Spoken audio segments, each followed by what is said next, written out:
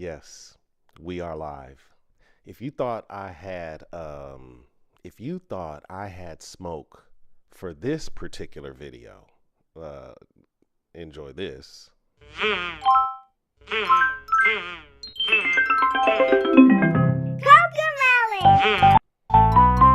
gonna stop right there. I'm sure I've already infringed their copyright.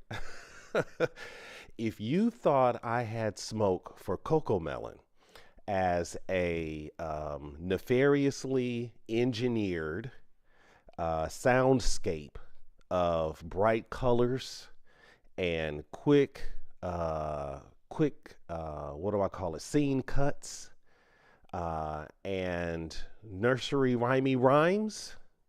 You ain't seen nothing yet.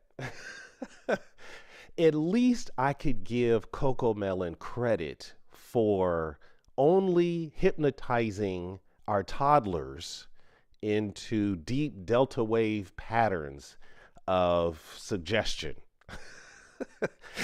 At least I could say that Coco Melon is using the best. Let me put my tinfoil conspiracy hat on. Coco Melon uses the best CIA deep state research in order to hook our toddlers into a addictive pattern of attention inspired dopamine hits. Is that doing too much? Is that going too far? I don't think that I've gone far enough because once our kids survive this space, excuse me, once our kids survive the wild world of Coco Melon and shows like it, there's plenty others which are even Peppa Pig. My son was into Peppa Pig for a while, but even they highlight what would I call it? Disrespectful behavior towards parents, disregard for parents' authority, that sort of thing. So even that sort of you know toddler-like rebellion is highlighted on shows throughout. But this one, Coco Melon uses deep psychological tricks. But they don't get all my smoke, do they, Ava St. James? No, they don't. Because once our children move into what I call it, big kid status, they get into second, third grade, they start to experience the pressure from their peers and a desire to be cool and accepted by the group. Even a well-meaning parent who doesn't want their child on these devices is going to have a problem because the kid wants to be on the device because their peers are on the device. So now at this, I'm going to call it second grade, but anywhere in this later childhood, right, this big kid status, there are even at that space, you're now adding the layer of the social dynamic, which can be problematic in and of itself for a well-meaning parent who doesn't want their child on these devices. Now the child is, can I say, low-key demanding access to these devices. But now we're going to go to the next higher level where the child is not just a passive participant in the hypnotic suggestions of these shows. Now they are actively child laboring through a platform that we know as Roblox. Oh, it gets even spicier. Let me share this little clip and then we will go even deeper. Let's see, how did I do this? D, guys. I'm not sure why this isn't updating. Stop this share. I'm over on YouTube. I'll drop the link to the YouTube in case you want to experience this visually. But this particular scene is a newscast, so it is audio rich, even though it is also video rich. So depending on I'm going to copy this and drop it in the chat. Good morning, everybody. I'm glad that you guys are here. Paste. I'm also going to drop a couple things over on the app, and I would like to give greetings to my fellow co moderator, Carla. Just give me 1 second to post the YouTube in case people would prefer that as a platform. And then I will ask you, oops, glad that you guys are here. Thank you guys for your patience and understanding. One day I'll be big enough to have a producer help me with these clicks. Oh, that was the wrong one. Look at me. About to invite you guys into the into my hold on. Okay, copy. Okay, thanks guys. I know that was a lot. Whole lot of clicks just to make this experience work. If you prefer the YouTube experience, you can see it at the top. I also dropped the link. Oh, look at me. I dropped the link to the wrong thing there too. I got problems today. Let me just pass it to my friend Carla. How about that? Good morning, Carla. I wonder, first of all, greetings to you. I don't know if you were in the lighthouse yesterday, but if so, I would love to hear a quick recap if that's appropriate. And then if you have any experience with this candy coated child labor, I would love to hear that as well. So if you're available, Carla, to weigh in, the mic is yours. Good morning, everyone. Hi, Jason. Thank you, Hassan, and to those who might be in YouTube space. Um, yes, yesterday the lighthouse was really good. We talked about the power of the tongue, that life and death is in the tongue, and that whenever we're speaking, we're either building up or we're burning down. So the tongue, being the only muscle that's not connected on both ends, has one end connected and one end used to freely flap. And so the tongue must be controlled. Um, the thought that you can praise God with the tongue and at the same time curse someone with the tongue does not seem natural, but in fact, it is because the tongue has both the power of life and death, and that it's important that we control because we get to choose how we speak. And some of the greatest moments of death sentences are applied to ourselves by ourselves. Things that we say, I can't do, I'll never be, I'm not good enough. You're speaking death over yourself because what you speak has life. So it was a really good lesson. It was a really good lesson. We also talked about how not speaking is a way of speaking. And we used the analogy of pouring water on a burning. You see a fire and you have the option to pour water on it, but you choose not to. And you let the fire go. So you don't put out disagreements. You don't put out things that are growing and like weeds, and you allow it to continue. In a way, you're also speaking death by your lack of not speaking life. So really good room yesterday. Thank you for asking about the recap. No, I appreciate it. For the record and for the good of the group, Carla also moderates spaces on this app, and it's a space called the Lighthouse. Extremely positive space, edifying, uplifting, as you can tell, but also challenging us in her own unique way, which I appreciate. Please, any thoughts on Roblox, and then I'll pass it over to Miss Cleo, and then Jason, I see you. I'll bring you up in a second. Thoughts on that? Yeah, I'm interested in hearing more. I'm not as familiar with it, but I think it's one of those gaming devices, and I think there's user generated content. That's probably what I know. So, without speaking too much, I would say that there's probably opportunity for learning because the child is challenged to use their mind, Hmm. but it also exposes them to whatever else someone else is out there creating. So, they could be exposed to negative content. They can get caught up in situations. So, again, as parents, I think it's just important that we're moderating what our children are having access to and determining it whether that serves the best purpose for the journey and the plan of upbringing you have for them. Hmm. Thanks. No, that's a great kind of summation. And for the good of the group, we have been marching, doing a slow march on the essential question for my fellow educators.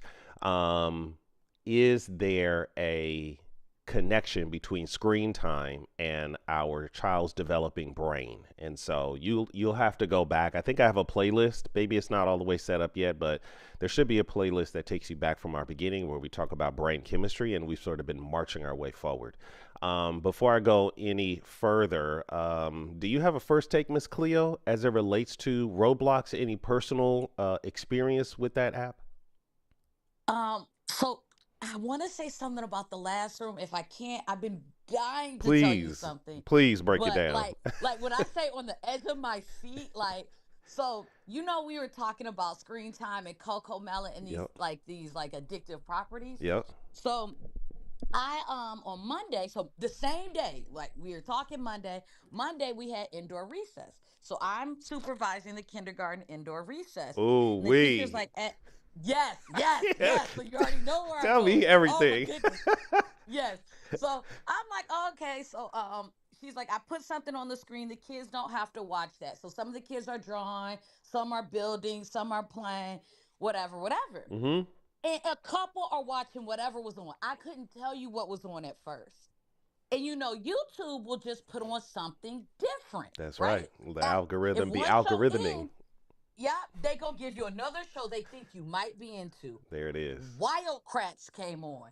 And when I tell you Mm. the trance I saw in those children stopped me in my tracks, Let's go. I looked, I said, oh my goodness.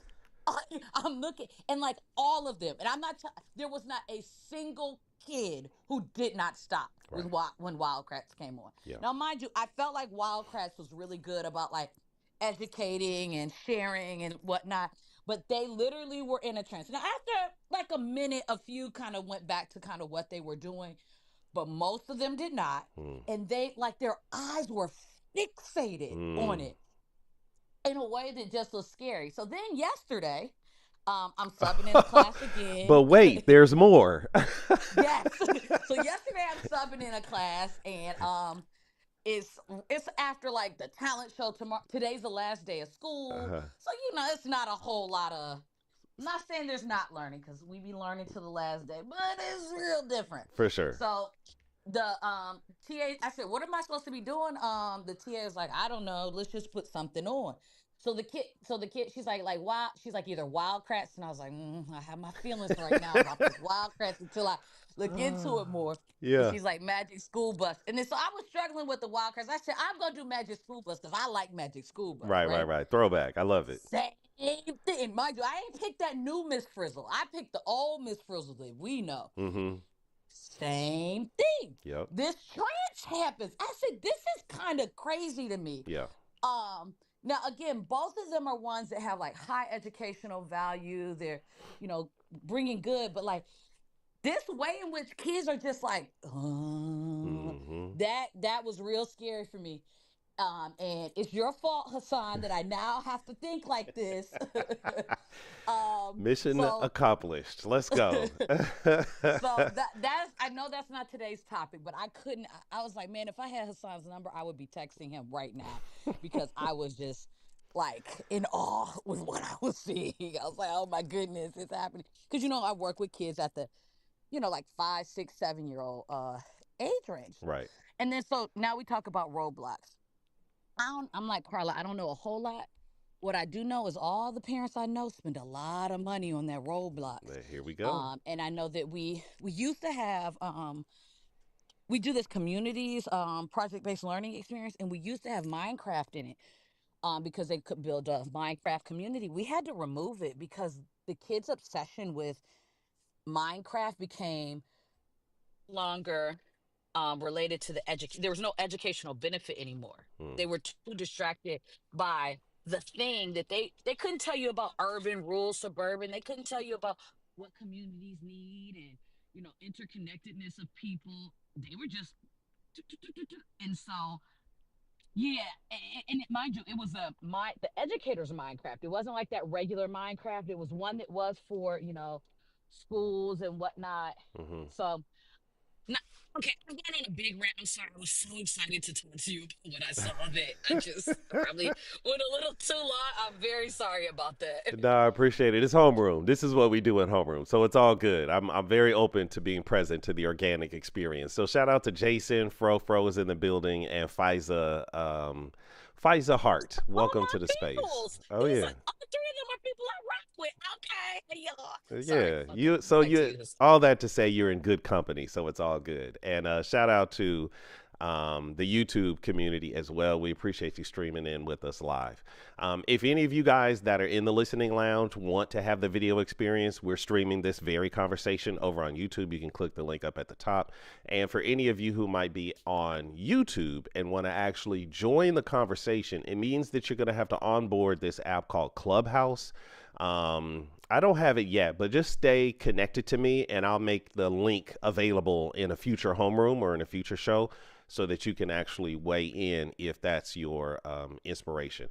Okay, so with all of that said, and I really appreciate how you've laid that groundwork because I want to move forward in time. This is my intention for our Sunday conference. I want to start with Coco Melon and move forward in time through early adolescence. And so where I'm at now is in the middle, this middle ground of big kid status, right? So I'm pushing a little bit past where you're at, and I'm thinking more in that second grade to fifth grade space. And so we're moving the kids from what you call the phase. And let me respond to you actually, because you've laid out a few important things. It was the Bill Cosby and Sesame Street, and maybe even a little bit of Reading Rainbow. It was during that era that this capacity got started. It just got bastardized over time. So I've done some research and learned that the way we talked about it, so I don't want to over litigate this, but it was Sesame Street that really started looking at the psychology of the child during the show. They weren't just watching the show, they were testing the show in front of kids and watching how kids were interacting. The difference was they were a team of psychologists and learning development specialists and all of these experts who were trying to figure out how we could teach kids how to read on the television. So they had good intentions. But they were doing things like tracking eye movement, looking at attention, monitoring what the kids were actually connecting to. Over the course of time is when it got bastardized into, okay, maybe this is just a Pavlovian thing. And all we need to do is train the dog. And so with the strategic use of bright colors, sounds, and cut shots, they're able to now hook a baby into watching the show by using what I would call hypnotic suggestion techniques to get them into this sort of like delta pattern of suggestibility. But as we move forward, if I may, once the kids survive, because I do think it's a bit of an assault, once the kids survive that phase, then comes an even more an even greater challenge, because now the kids are not just passively watching the show, whether it's the one you mentioned or any of the ones that are kind of toddler shows. Now they're engaged. Now they have a joystick and they have agency. And so they move into a platform like Roblox. So with that, I would like to play this little clip, and then thank you, whatever that link is, Phro. I totally trust whatever you just dropped into the chat. Oh, thank you. The community is really working. I appreciate you guys, and I couldn't do it without you. Let me play this clip because I think it will set the stage for where I want today's conversation to go and phase 2 of our conference on Sunday. All right, check this out. Parents have filed a lawsuit now against San Mateo-based gaming company Roblox. They're accusing the company of deceptive advertising and profiting from child labor. Now, according to their lawsuit, 75% of children between the ages of 9 and 12 use Roblox. This game sets up a metaverse of sorts, an experience where users can meet up with other people and create games. Well, parents behind this lawsuit claim that Roblox takes advantage of children and exposes them to unsafe, unregulated and in some cases grotesque virtual experiences. Attorneys claim the company knowingly designed its platform and games to be addictive. A Roblox spokesperson tells Crown 4 the company is disputing the lawsuit's allegations. Oh, but there's more. I'm just getting started. So yes, Roblox is now under suit, and there have been plenty, echo on the video, heard that. There have been plenty of concerns from parents as it relates to the value of the space and whether or not just like with Sesame Street, what it was intended to do at the beginning, but when the profit motive came in, when there was that opportunity to make money more than make impact, dollar bill, y'all. Dollar bill. And let me do a bit of a primer for the Carlas and Miss Cleos in the room who may have heard about Roblox, but this lady gives a pretty decent explanation. And then I'd be happy to open up the stage in case Jason, Phro, or Fisa want to come up. But let me cook a little bit so that we can lay some groundwork for the conversation. What is Roblox? Roblox is not just one game, it's lots of games. Let me explain what that means. So Roblox is a platform, much like Netflix is a platform for videos, and then there's a ton of videos that you can watch within Netflix. So Roblox is a platform, and there's a lot of different games you can play inside the platform. Now, since it is a platform, it does have user-generated content. So that means any person can create a game and upload that to Roblox for other people to play. This is all right. I'm going to stop right there. So it is a platform, and it is on the surface designed for kids to create their own games. And so any person, note this, any person with an account can create any game, and then it goes into the goes onto the bazaar of possible games that the kids can select from, and then they will play that game. Within that game, there is the opportunity for in-purchase apps. And so you have Roblox, which is the gaming platform where any user can create a game and can play any game that's on that platform. And then you have Robux, which is the in-game currency. And in order to get access to the in-game currency, you actually have to convert real dollars into Robux. Now, what is that conversion ratio? Third grade math class might want to look into this one, because the ratio of what the actual dollar amount that you put in versus the Robux that you get out. Oh, Roblox is getting paid on every transaction. Let me let her cook though, and then I want to open it up. Let me finish your point, Miss Thing. User-generated content. So I create a game, I put it on Roblox, and then everyone in the world can access that game and play that game. So now what that means is all the games on the platform might not be appropriate for your child. I could create a really violent game or a really inappropriate adult content type game. So you need to be careful about what games your children are playing on the platform. Now, when you do play a game on Roblox, you create an avatar-like character to enter these games with. So sometimes you can be looking at yourself like a third party as you walk around, or you can enter that first-person mode, depending on the game that you are playing. All right, I'm going to stop right there. So this is what the app is. And so we're going from, and how do I say? Oh, I'm going to get deeper. I got more smoke. So on the surface, it is this cool space where your kids who want to be coders, right? You're a well-intentioned parent and you have kids that want to be coders and they want to make games and they like to be online. So they might as well be doing something constructive, right? Like designing games and sharing them with, their peers, and they're playing together as a nice, healthy online community. That's what you think is going on? No. It's worse than that. Should I keep cooking, or does anybody want to weigh in? Because I got more. I don't want to get too far on my. Keep cooking. I'm a cook. All right. Keep cooking. I want a buffet. Right. Watch out now, because I'm coming. You know I loves to cook.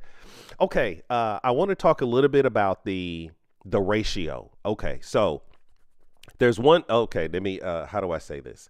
There's one ratio going in, and then there's another ratio coming out. Okay, it's still persistent. I'll try to work it out. Thank you for the feedback, Leticia.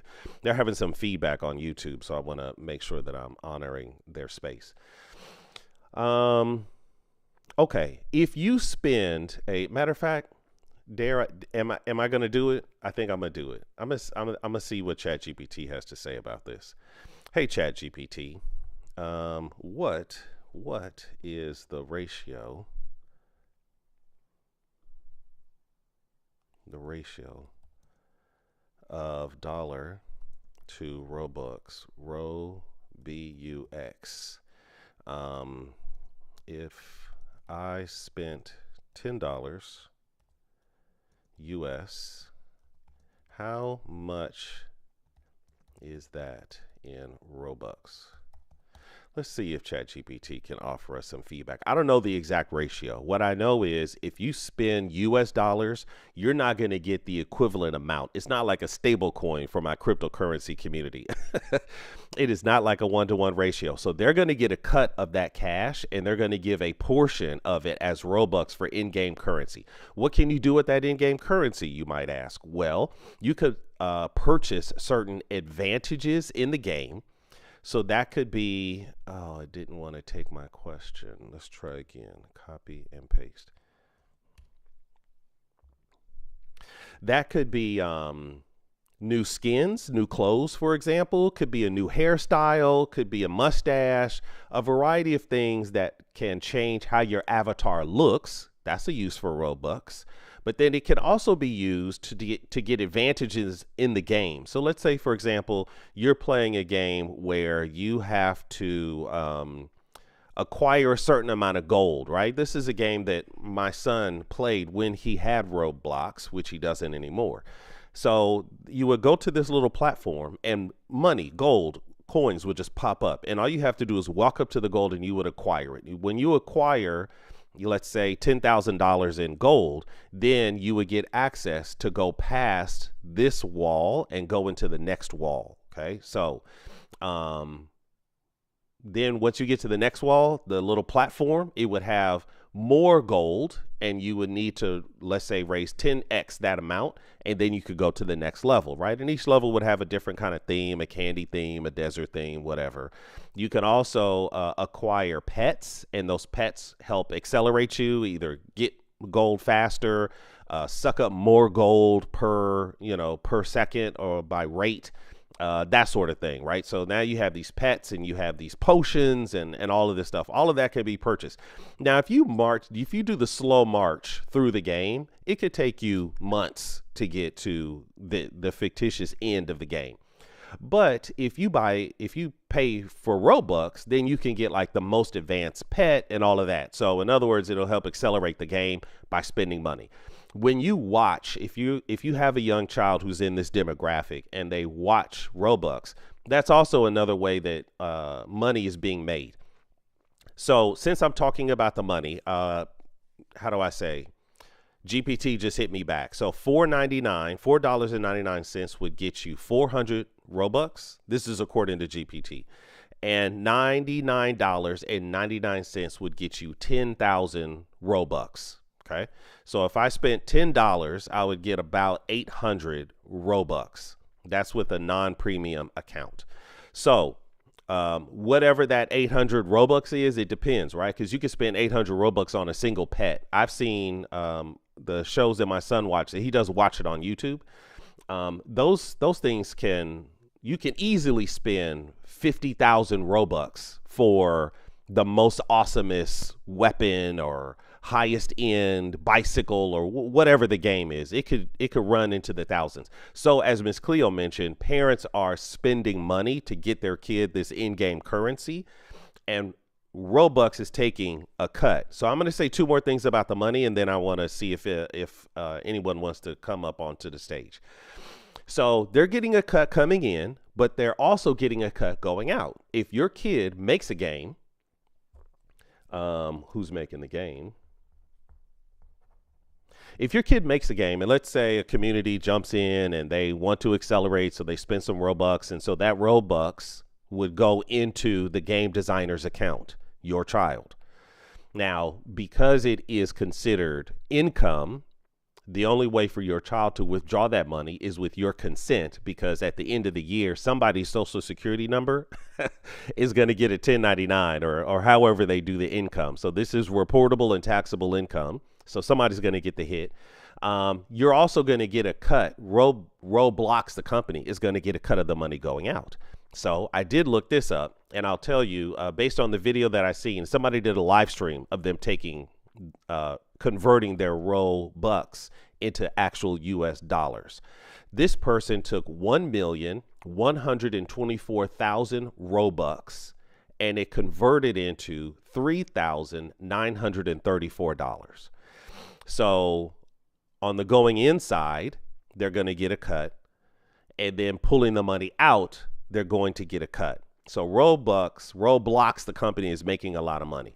The other thing I wanted to talk about as it relates to the money is whose games are being played.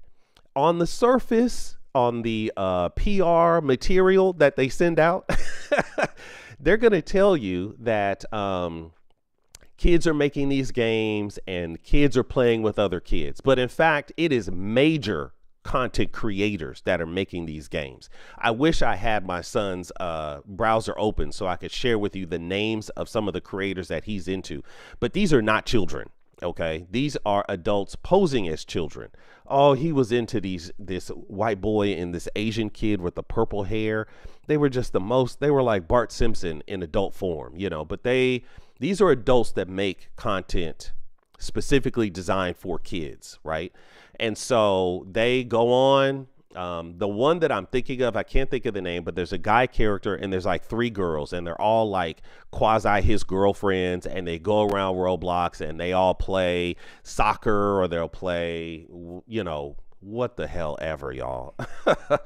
And so the creator of the game is now playing the game with his friends and the kids are watching. So he's making, this guy, a total adult, is making money on the YouTube channel, and then he's making money in the game because he's promoting the game on the YouTube channel. So then kids want to get the Roblox and they want to play the game that he was just playing. This is what's really going on in Roblox. This is not some kid. I'll prove it even one step further. When you go onto the platform, I'm not suggesting that anybody do this, but when you do go onto the platform, what you're going to see is it's like a scroll, like your YouTube scroll, right? They've got little video clips, little clips of each game.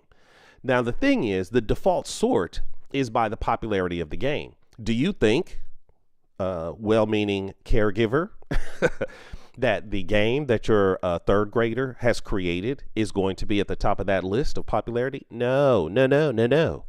It's going to be your this guy who makes a YouTube channel and is designing these things and is a serious coder. The game is just better designed. It's more fun. It's all of that, but it's also very intentional in terms of making money. And so the big creators, and from what I understand, there's a few of them. These big creators are the ones who are dominating the top of the field. And so there's that part as well. And since I'm talking about adults, now let me land right there because I'm about to get to cooking too much. In the future, I'm going to be talking about the nefarious side of what this whole thing means and the idea of catfishing and online grooming and all of that. So I'm coming back to Robux when it comes to this aspect. But in terms of the money making aspect and hooking our kids in, what I can tell you is, and I'll close with this and I'll open up. So fellow moderators, if you could open up the stage and see if anybody wants to come up, I would appreciate it. I went to my church. I'm a good Christian man. Good is a strong language. I'm a Christian guy. And just yesterday, I do my volunteer service at the church. And so one of our kids from the youth ministry, I used to be the youth minister over there, went off to college. And so the child is back. And so she came to the church. Her and her brother, while we're all heavily volunteering, every Tuesday we do a food giveaway. So we get all the food from like Food for Less and Walmart, Target, and other places. They all give us their overstock, and then we give it away to members of the community. And so we're working, we're stacking bread, and we're out in our little church garden, and everybody's kind of doing something, but the kids are on their game. Our college kid is still playing Roblox, and she's got this fashion game, and she's, getting clothes and doing the whole thing. So they are fully immersed and engaged such that they're not in the 3D world. It's a real thing. And so they go from Coco Melon to now Roblox, where they're fully engaged and immersed, and it's hard to get them off of it. Okay. Woo, child, dressed to impress. Talk to me about it, Miss Stacy. All right, I see Jason is here. Jason, shout out to you, but I'm going to yield to my moderators for any thoughts that may have come up, and then we will come to you third in order. So I'll go to Carla first. Any thoughts about what you've heard so far? Any concerns, comments, or questions? I'll pass the mic to you now, Miss Carla. Yeah, I'll go ahead and defer to Adrian because my comments stem around the potential harms, and you said you're going to get to that at a later time. Copy that. Miss Cleo. Well, maybe I need to wait too, because the second I was listening to this, I said, this sound like that TikTok thing I was watching. It sound real adjacent to that. So What's the TikTok um thing? uh, Because I'm coming for them next. oh, so there's like this whole on not YouTube, Netflix, they have this special about TikTok and about there this one's investigating one. There's two I've seen on Netflix. Mm-hmm. And one's about this dancing kind of like cult thing, but it was all through TikTok and how they recruited people, and people weren't with their families and stuff, like because of this like want for stardom and fame and things like that, but people were being manipulated. Then the other one is like supposedly what it's supposed to portray are like these kids who are just hanging out and things like that, but it's highly orchestrated, and there was some real nefarious things that were going on as Mm, well. mm, There I can look up the titles, but both I'm pretty sure are TikTok. The first one might be Instagram and TikTok, the dance one, but it when I'm listening to you, I'm like, oh, this is how it gets to these points of having these extremely nefarious things. yeah. Is you set up algorithms that encourage it, right? And I don't think we think enough about how in a want to have stardom or lots of income, it really is setting up gateways to other things that are quite nefarious. So Mm. I'll look for those Netflix, and I'll drop them in the chat. Yeah, I would appreciate it. I want to do my TikTok in Homeroom, so it's a lot more relaxed on Friday, and then I want to have everything prepared for Sunday. So yeah, if you could drop it, I will certainly do my research on that. Shout out to the community that's here. Annette is in the building, strong supporter of the Educator's House, and she's actually got a lot going on with her own children's book series. So you might want to check her out if you've got any kids of reading age or pre-reading age. She's got some fantastic stuff that I think would be very beneficial, and something that I'm happy to endorse. Stacy, Phro, excuse me, Nikolite is in the building. Donna, M, and Fisa, I see you guys have pink tickets. If there's anything of value here, then turn your pink ticket in, because I don't want to clog up your hallway with the foolishness of Roblox. If that's not a concern of yours. All right, so Jason, I see you're up here. Take 1 to 2 minutes and tell us what has come up for you about Roblox. If you could focus on that, I would appreciate it. Jason, mic is yours. Yeah, for sure. And thank you for those guidelines, TGITD. Thank God it's this decade. I just can think of two examples in my family. I have one cousin that went to camp, and that's what I heard them say. And prison, okay, that's what they called it. I Mm-hmm. didn't know at the time, but the thing is, then these kids grow up with free reign to play these games.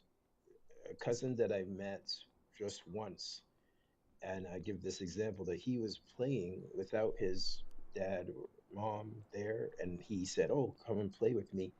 And I went to play with him, and this is the first time I was meeting him. And I think he was like maybe 11 or 12. Mm-hmm. And I started playing the game with him. I didn't know what the game was, but I just started playing. And people were walking down the street, and there's an old lady that passed me, and I just let her pass. He said, "No, you're supposed to hit her." And I was like, "What? Why? I don't what?" He said, "You get more points that way." And I was just like, "What?" So I think it was that one with carjacking. But Mm. like, yeah, right. So the thing is, and then I've listened to some of that game and Grand just the Theft Auto, I Grand think is yeah, Theft, what you're yeah. Grand talking Theft about. Auto, right? Grand Theft Auto, and I'm just thinking that kids are so young to be trained that way, Yeah. and without their parents, it's not safe. So a lot of the parents don't know because they're not playing with their kids. And I just give this example to parents: they need to play with their kids if Hmm. they're going to let their kids play, because you wouldn't let a 11-year-old go out all night, staying out all night at a park all by Well, it themselves. depends, Like, Jason, because most people I wouldn't. have seen, sorry to cut you off, but I have seen 11-year-olds driving grandma's car without her permission, Grand Theft Auto style, with their friends in the car, and they're filming themselves committing this crime. It's wild Oh work. my And gosh, to your point it's about playing crazy. with the kids, I totally agree with you. I wish I had the clip up because I would totally play it, but I don't know. I have to find it now. But when it comes to the playing with the kids, right? I agree with you. I think if the parent was co-creating, even on the video game, with their child, then they could provide that child with some version of what could we call it? A context around what's going on, and a little bit of opportunity for value transfer when we talk about, okay, this is a game but it's separate, because I think a lot of our kids are being very desensitized, to your point, about the real world. And the last thing that I'll Yeah. say is, in the ideal scenario, they would be playing on the ground with the dolls or the cardboard boxes or the Hot Wheels, whatever it is. Yeah, Like that kind of streets. three-dimensional play would be even better. Go ahead, Jason. Finish your thought, and I then I'll was move sent on. to I was sent to rescue a child that got in the hospital. He was a real life Jumanji, child from my church. Okay, when he was 16, he got trapped in the game in his head, Mm. in the psych ward. So if you can't see a more practical example, I talked to him. He did not know the difference between the game, and his mother was a good mom, but she was alone, like a single mom, and I guess she didn't have the time to really. And he literally, I talked to him. I went to the psych ward too because they sent me because I have my experience, and I could not distinguish what he understood, and he could not distinguish. He was talking about a guy that was going to beat him up, Mm. but I couldn't tell because there are real people that play with him, and I couldn't tell how much of a risk it really was for that the guy would in real life beat him up and threaten his mom and everything. It was really serious because there were real people that he's playing with, You right? know what comes up And for me, it Jason? was terrible. It was terrible. They have there's this series. I decided to edit it out of today, but um on Roblox there is a trend called Skibbity Toilet. And it was actually, I don't know if this language has made it into your classroom, Miss Cleo, but this idea of skibbity and the skibbity toilet is a very real thing, and it has also been impacting kids' thinkings. A lot of children, according to the video that I saw, are actually afraid to use the toilet because the skibbity character, he pops his head up out of the toilet and eats whoever wants to use it. And so kids don't even want to use the toilet anymore because they're so I didn't know influenced. where that was from. Yeah, it's from Roblox, and it's At a the little. beginning of the school. Oh, Uh-huh. okay. Sorry, sorry. No. You are welcome here. It is a very real thing, and it is directly out of Roblox. Let me play this next clip. I'm hoping. I can't promise that there's no echo. So I apologize, but I will drop the link at least so that you can have access to it in case you want to watch. You can slide over to the link that's on the marquee, and you can watch it with us, or you can watch it on your own at a later date. All right, so here is this clip about how Roblox is really extracting value. Kids should be careful of using Robux. People like to scam, online date, exploit your account. This is The Classroom, and today we're dissecting how Roblox extracts value from children. I first got into this topic after talking to my coworker Gerald. So this YouTube channel, People Make Games, they make content about game development. And Quentin from People Make Games explained Roblox amazingly. These kids are not just hobbyists. They're doing real work that is driving the value of one of the biggest video game publishers in history. I feel like he sort of became the face of Roblox criticism, so I really wanted to reach out to him. Here are the 3 main points we learned from Quentin's reporting that sent us down this rabbit hole. Roblox is not really a game, it's more of a game creation platform and marketplace where young developers make games and costumes and stuff and sell them. The second fact, Roblox runs on a currency called Robux, which is basically an internal currency that only works on the platform. And the third thing is that Roblox developers, aka the people who make this stuff, can cash out, but Roblox takes a massive cut, unlike anything else in the game industry. In this video, I'm going to show you the best ways to make Robux stay to the end if you want to make millions of Robux. Roblox says it's free to publish games, but that's not entirely true. Publishing a game on the Roblox platform is easy, like 2 buttons to click, but then trying to get it to actually get views is harder. There are over 50 million games, but the section where most users find new games to play, the Discover section, only shows the couple hundred most popular games. So, basically, you have to bid for advertising. Or else they kind of just flop and no one plays them ever. To be clear, you're bidding money for the chance to get views. It's essentially gambling for advertising. And if your gamble doesn't pay off, your game doesn't even show up in the Discover section. The more you pay, the more likely you are to get there. But then someone else might pay more and then you won't be on. Next, they're taking a sizable 70% cut whenever somebody buys your game, meaning your profits stack very slowly. Then to cash out at all, you have to have made $300 worth of Robux, or 30,000 Robux, which isn't easy. This is significantly higher than other similar games which have much lower minimums for payout. Oh, and when they pay you, that 30,000 Robux isn't worth $300 anymore. You'll actually get around $105. Got him. Got him. Y'all thought it was a game? Hey, if you're over on YouTube, drop a greeting in the chat. I would appreciate your support. And hey, follow me. Drop a subscribe. I'm thirsty. I'm thirsty right now as a young channel. But y'all think it's a game? No, they're exploiting your kids. Okay, our kids. These are our kids here. Getting them hooked into a game. With the promise of them making money, but they're taking a 70% clip. That's worse than YouTube. YouTube at least advertises a 55-45 split once it's monetized. My channel is far from being monetized. And I've gotten so much love from the community that I'm not even sure if it's in my best interest. Maybe we'll go ad free. Carla, I see your mic is open. Did you want to jump in on this?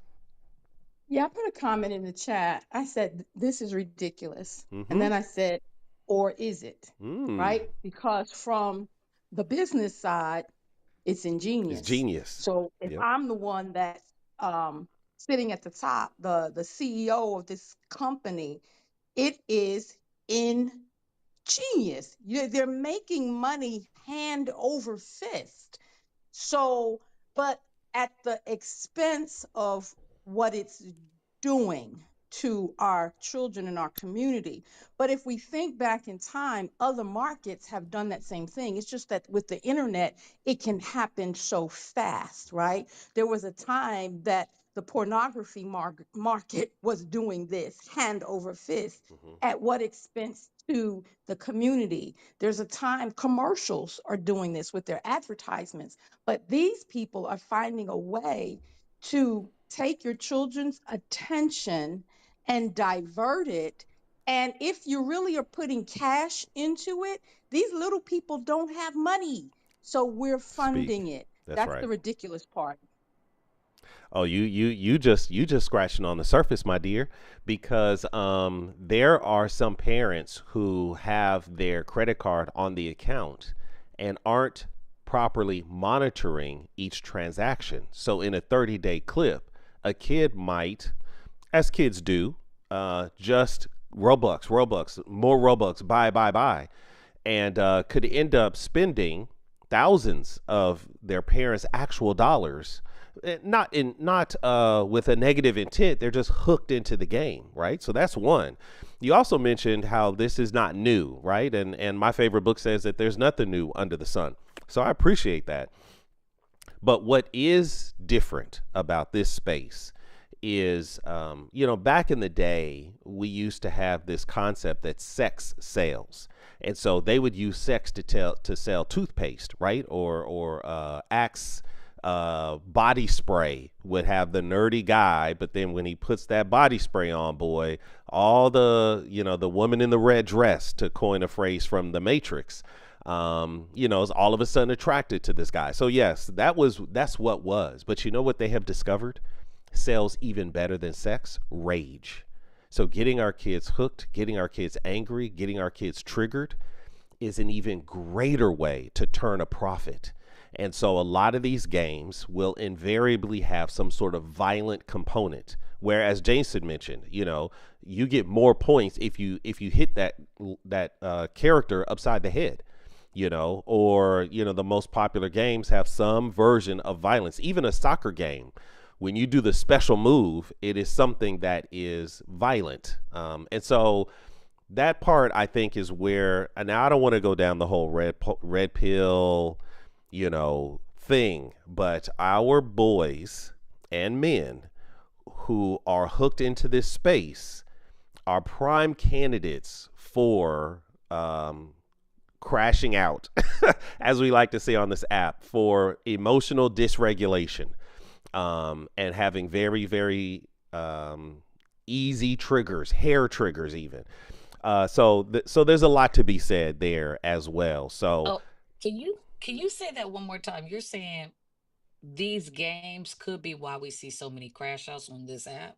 Oh, that's interesting. Yeah, I'm definitely going there, and I think there's a strong correlation between the community, especially among at least in the skin that I'm in. I can't speak for the entire ecosystem, but when I think about Black men crashing out on the app, I wonder how many of them have a significant gaming habit in their lifestyle.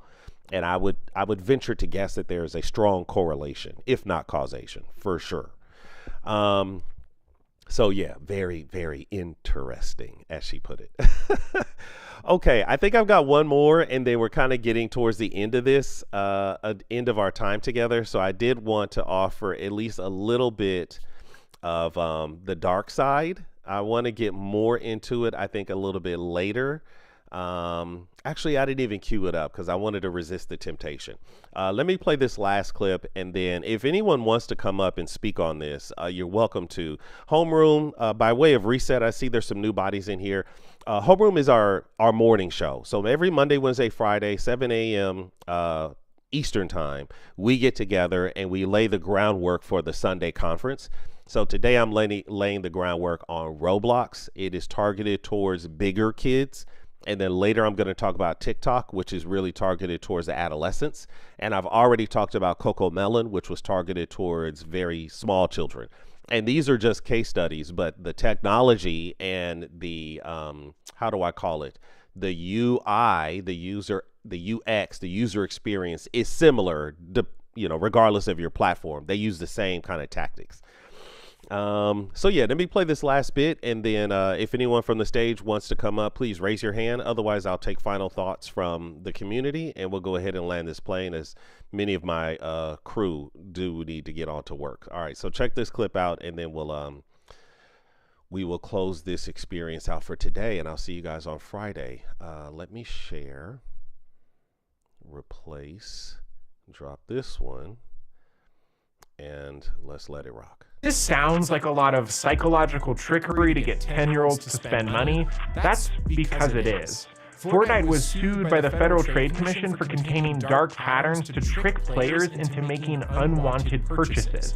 And regulators have also been taking a serious look at Roblox for similar reasons. The long and the short is this.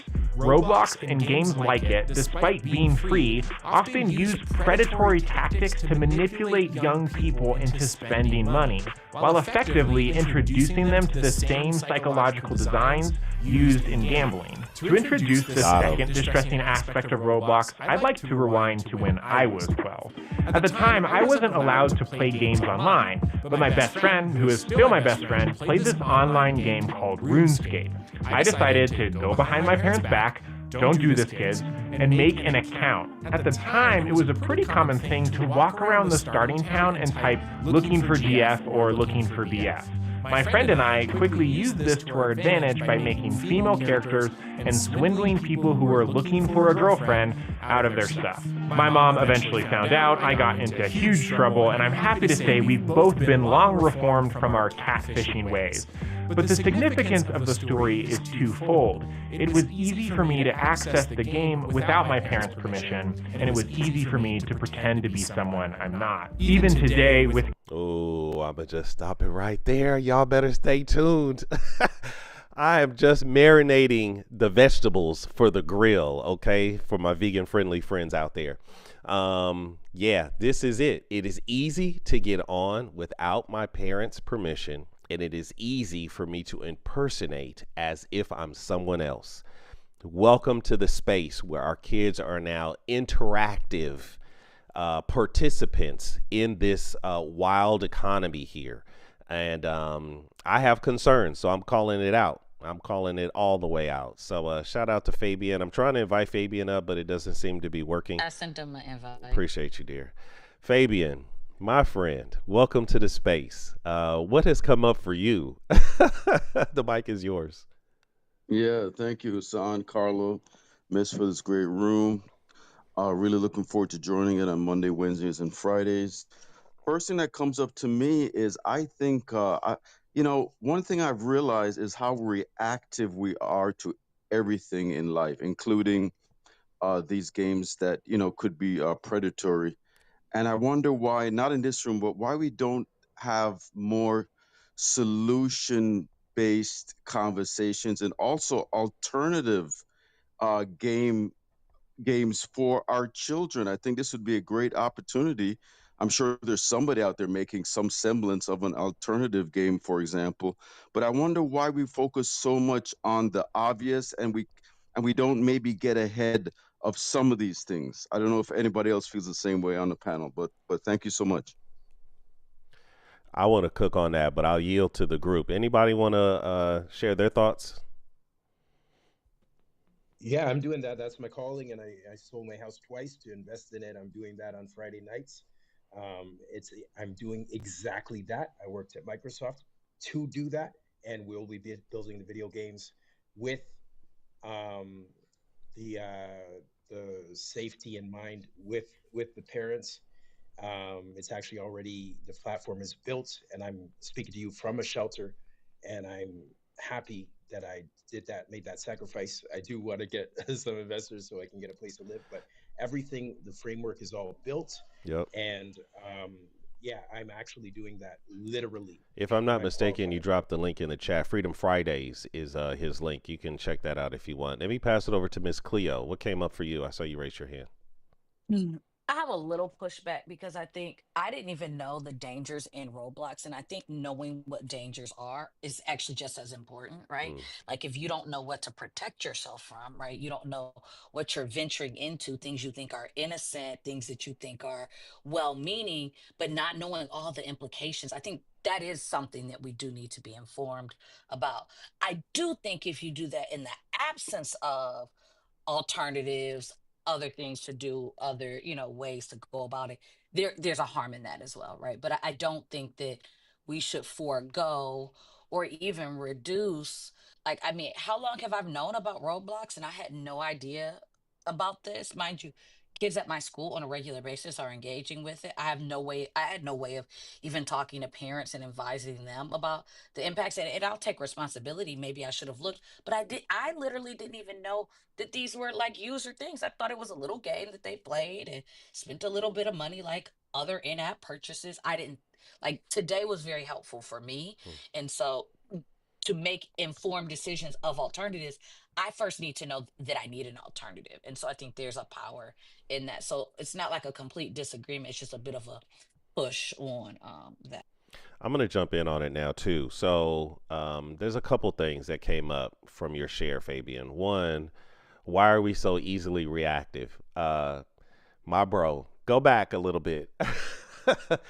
Go back in our series on YouTube and you'll see a little bit about where I am at in terms of why we're so easily reactive. I think it has to do with our deep biology. These companies are exploiting dopamine, our dopamine receptors. And I don't want to go into it because it's already on the replay. But here's what I will suggest. If you have a slow, I'll go back to Coco Melon because I think it's an easier example, but this is even more nefarious because you're talking about Las Vegas style tactics that are used to keep people gambling. That's what's happening at Roblox. So it's a little bit more complex. But when I look at something like Coco Melon, for example, if you were to take another show that had fewer cutscenes, that use more muted colors instead of the very bright primary colors, which are biologically stimulating, right? The primary colors being, if I'm not mistaken, red, blue, and yellow. And so, you know, these are blue. I'm going to cook a little bit. Blue is associated with the sky. And so if you see blue, it means that everything is cool, right? Because it's fair weather. Red is pretty obvious, right? It's a passionate color, generally means stop or pay attention because there's potential danger here. And then yellow is sort of that warm color in between. So these colors in and of themselves are extremely present in Coco Melon because they are biologically triggering, even for a child who doesn't know why.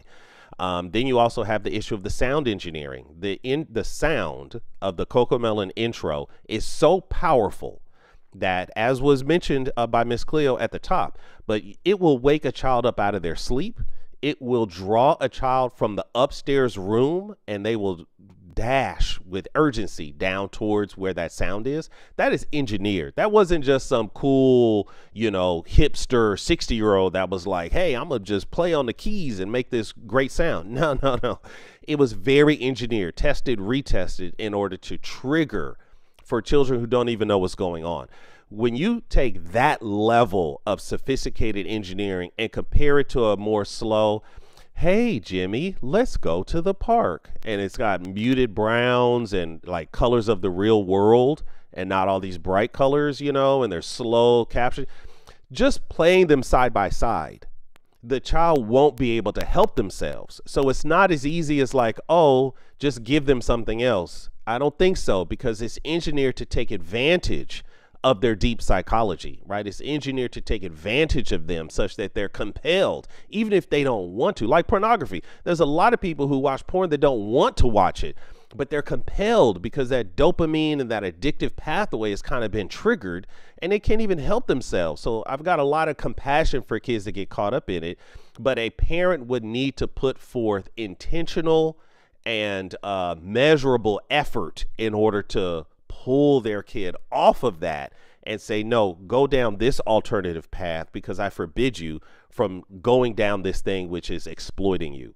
So it's more than a notion. So I appreciate, so this is my pushback. I appreciate that concept of like, just give them some alternatives, but we've got to recognize that this is exploiting children's brain by design.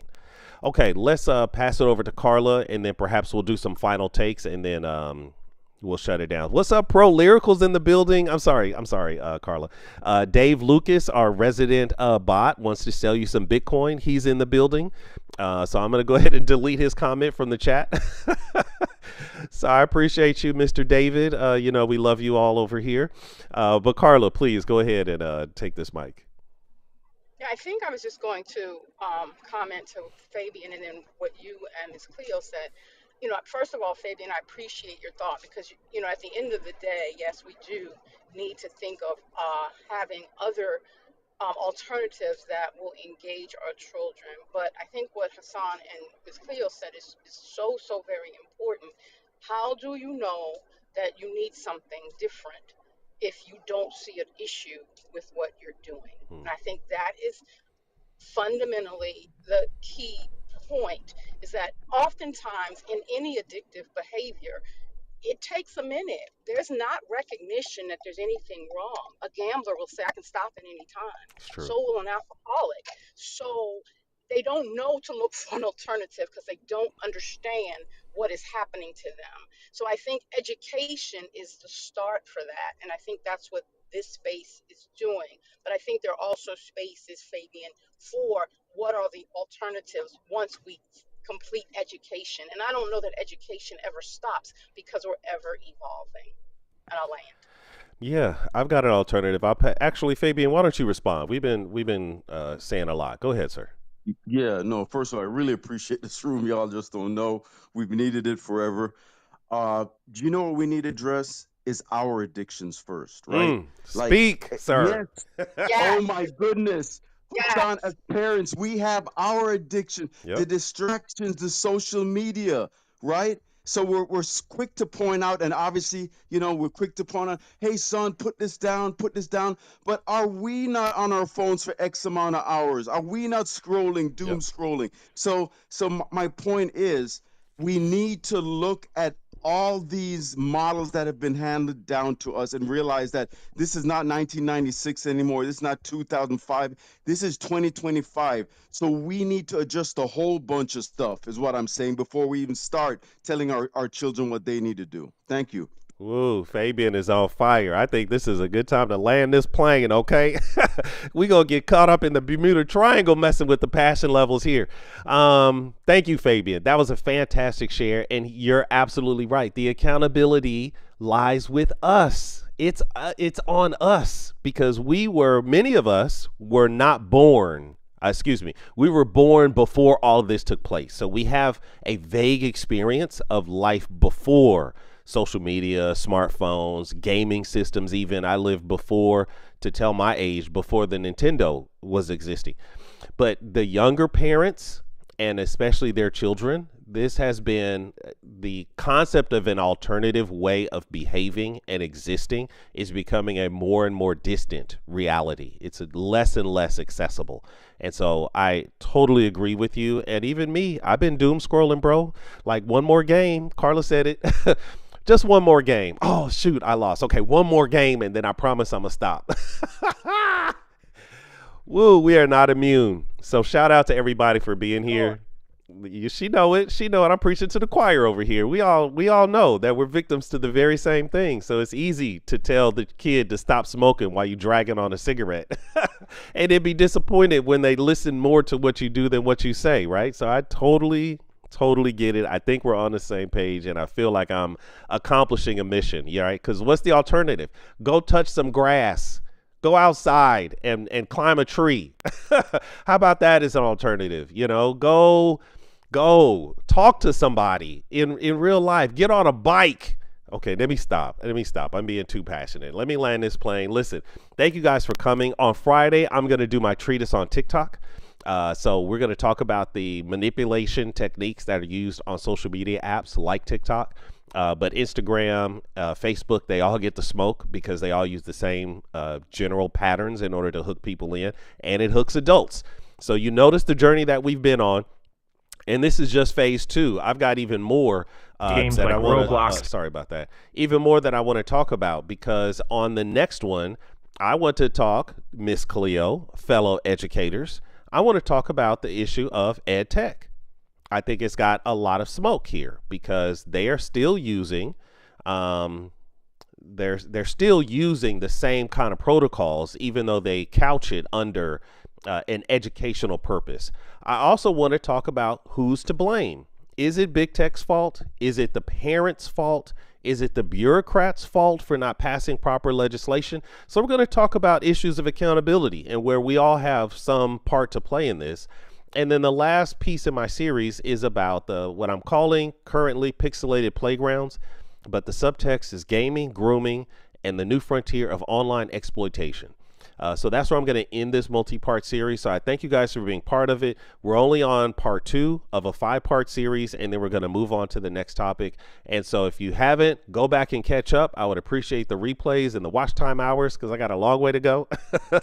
I'm not going to ask you to support the app, but I will ask as a call to action, not to support the mission. So I'm not going to drop the PayPal or the Cash App or anything like that.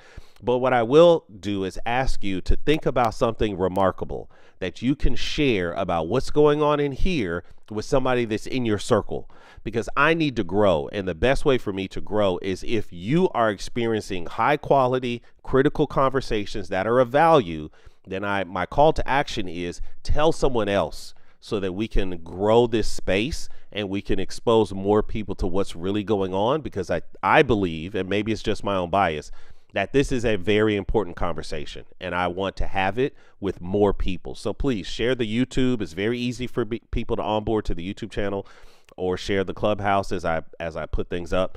And so I would appreciate your support in that way. Okay, so final thoughts, if you could. I have a section that I call Remarkable, something that's worthy of remark, a sentence or a phrase that you would share about today's experience. Fabian, and then Jason, and we'll move up. Give me a one-sentence summation of what came up or what you would share with someone else. Fabian, what is your remarkable statement?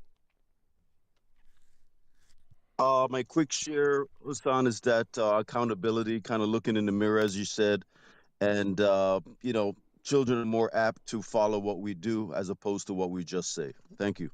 Appreciate you, sir. Shout out to Leticia. She's in the building. Let me just hear your voice. You don't even have to say too much. I just want to see if you want to give greetings. Jason, what's your one sentence remarkable statement as we close?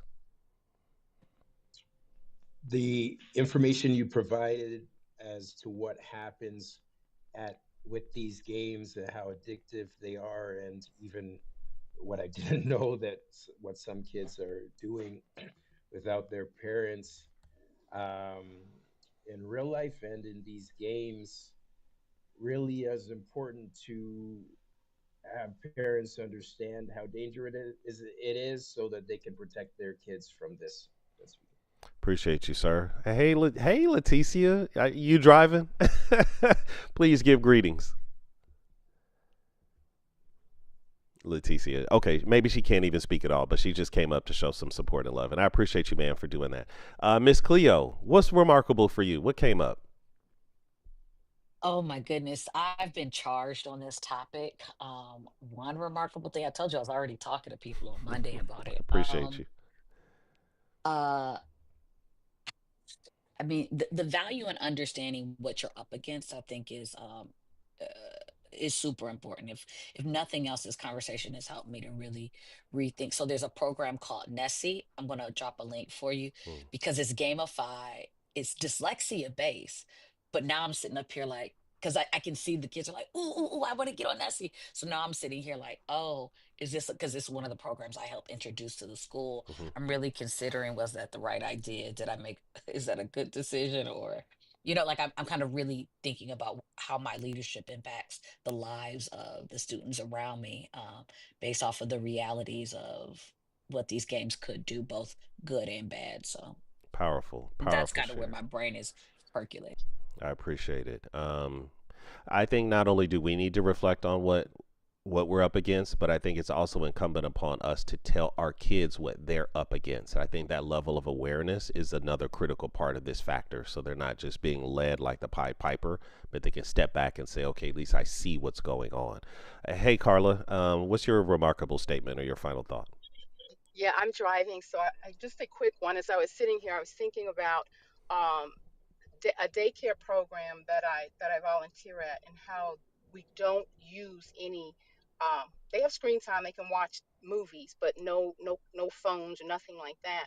But the after school summer camp program is there as well now, and there was yesterday a game going on with the kids. So these kids are like third grade to probably eighth grade, somewhere in that range. And they were doing a simple exercise like passing each other the ball while they were walking, or dribbling the ball up and down the basketball court. And the children were having challenges with hand-eye coordination. And it made me just think, but I bet you if you gave them that phone, they would have no problem with hand-eye coordination. Woo, she's cooking. I don't even know if I should reply because that was powerful. Yes, but I will.